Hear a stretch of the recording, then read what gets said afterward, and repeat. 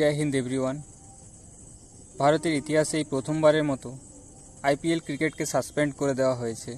ভারত পাকিস্তানের মধ্যে তৈরি হওয়া যুদ্ধ পরিস্থিতি এখন এমন এক স্তরে পৌঁছেছে যেখানে ক্রিকেটও থেমে যেতে বাধ্য হয়েছে আগামী এক সপ্তাহের জন্য।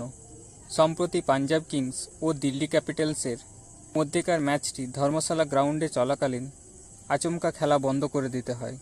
হঠাৎই এয়ার সাইরেন বেজে ওঠে এবং চারিদিক ব্ল্যাকআউট হয়ে যায়।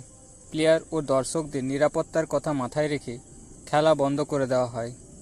এমন পরিস্থিতিতে গ্যালারিতে দর্শক এবং চিয়ারলিডারদের মধ্যে আতঙ্ক ছড়িয়ে পড়ে।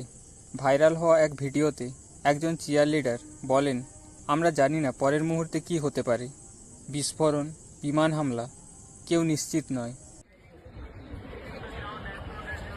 So basically the whole stadium in the middle of the game was evacuated and it was very scary. Everyone was just screaming that there are bombs coming, and it's still very, very scary, and we want to really go out of Dharamshala. IPL এর ভবিষ্যৎ এখন ঘন কুয়াশার আড়ালে। বাকি IPL কোথায় হবে, আদৌ হবে কিনা তা নিয়ে সংশয় এখনও কাটেনি।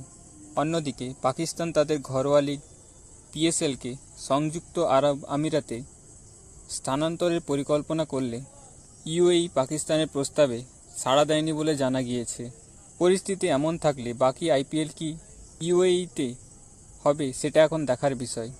আর ঠিক এই সিজনে যখন আরসিবি দুর্দান্ত ফর্মে রয়েছে, আইপিএল ট্রফির স্বপ্নে বুক বেঁধেছিল কোটি কোটি ভক্ত, তখনই যুদ্ধের ছায়া আছড়ে পড়েছে ক্রিকেট দুনিয়ায়।